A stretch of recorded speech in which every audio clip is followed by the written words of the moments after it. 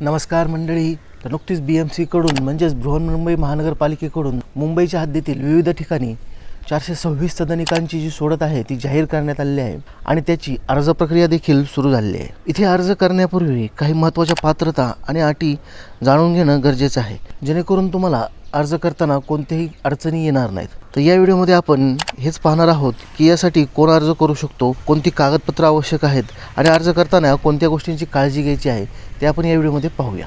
अर्ज सादर करण्याच्या दिवशी अर्जदाराचे वय हे 18 वर्षापेक्षा कमी नसावे. त्यानंतर अर्जदार किंवा त्याची पत्नी किंवा पती यांच्या नावावर मालकी तत्वावर भाडे खरेदी पद्धतीवर बृहन्मुंबई महानगरपालिका हद्दीत वितरित केलेला किंवा खाजगीरित्या संपादित केलेला निवासी गाळा निवासी भूखंड नसावा. म्हणजेच बृहन्मुंबई महानगरपालिकेच्या हद्दीत तुमचे स्वतःचा गाळा किंवा स्वतःचं घर असं कोणतंही नसावं. त्यानंतर जी तिसरी महत्त्वाची अट असणार आहे ती म्हणजे अर्जदाराने जाहिरात प्रसिद्ध झाल्यापासून मागील सलग 20 वर्षांच्या कालावधीत महाराष्ट्राच्या कोणत्याही भागामध्ये किमान 15 वर्ष सलग वास्तव्य असल्याचे सक्षम प्राधिकारी यांनी दिलेले महाराष्ट्रातील अधिवासाचे प्रमाणपत्र म्हणजे सक्षम अधिकाऱ्यामार्फत मिळणारं डोमासाईल तुमच्याकडे असणे आवश्यक आहे. त्या व्यतिरिक्त दुसरे कोणतेही कागदपत्र इथे ॲक्सेप्ट केले जाणार नाही. त्यानंतर चौथी महत्त्वाची अट असणार आहे ती म्हणजे 1/4/2024 ते 31/3/2025 या कालावधीत अर्जदाराचे वार्षिक कौटुंबिक उत्पन्न विविध उत्पन्न गटासाठी खाली दर्शवल्याप्रमाणे असावे.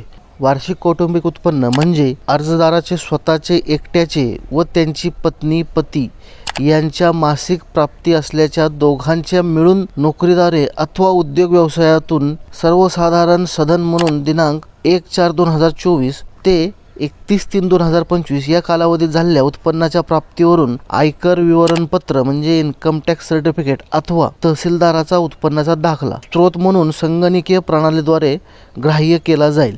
म्हणजे इथे तुम्हाला जे वार्षिक उत्पन्न असणार आहे तो तुमचं कौटुंबिक वार्षिक उत्पन्न असणार आहे, एकट्याचे नाही.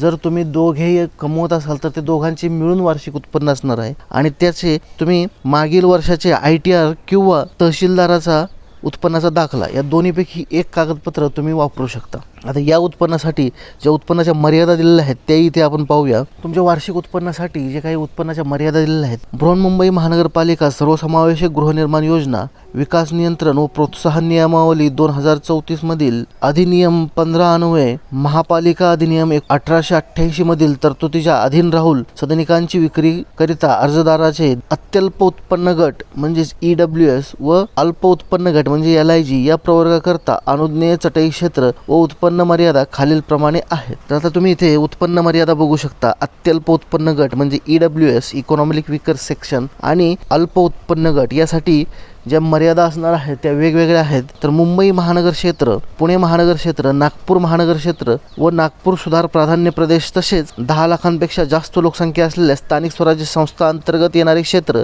या क्षेत्रांमध्ये जर तुम्ही राहत असाल तर अत्यल्प उत्पन्न गट EW साठी जी मर्यादा आहे ती 6 लाखापर्यंत आहे आणि उर्वरित महाराष्ट्रासाठी जी असणार आहे ती 4.5 लाखापर्यंत आहे. आणि यासाठी जे कार्पेट अनुज्ञेय देण्यात आलेले आहे म्हणजे क्षेत्रफळ असणार आहे ते 30 चौरस मीटर इतके असणार आहे. आणि जे LIG साठी असणार आहे अल्प उत्पन्न गटासाठी हे मुंबई महानगर क्षेत्र व पुणे महानगर क्षेत्र आणि 10 लाखांपेक्षा जास्त लोकसंख्या असलेल्या ठिकाणी 9 लाखापर्यंत आहे व इतर महाराष्ट्रात 7.5 लाखांपर्यंत आहे. आणि यासाठी जे कार्पेट एरिया उपलब्ध असणार आहे तो असणार आहे 60 चौरस मीटर इतका असणार आहे. तर या काही महत्त्वाच्या अटी व नियम होते. जर तुम्ही अर्ज करणार असाल तर ही कागदपत्रे तुमच्याजवळ बाळगायची आहेत, जेणेकरून तुम्हाला अर्ज करताना कोणत्याही प्रकारची अडचण येणार नाही. तर माहिती आवडली तर व्हिडिओला लाईक करायचं आहे, चॅनलला सबस्क्राईब देखील करून घ्यायचं आहे, जेणेकरून अशाच अपडेट तुमच्यापर्यंत येत राहतील. तर नक्की पुढील व्हिडिओमध्ये अशाच एका माहितीपूर्ण व्हिडिओमध्ये आपण भेटूया. धन्यवाद.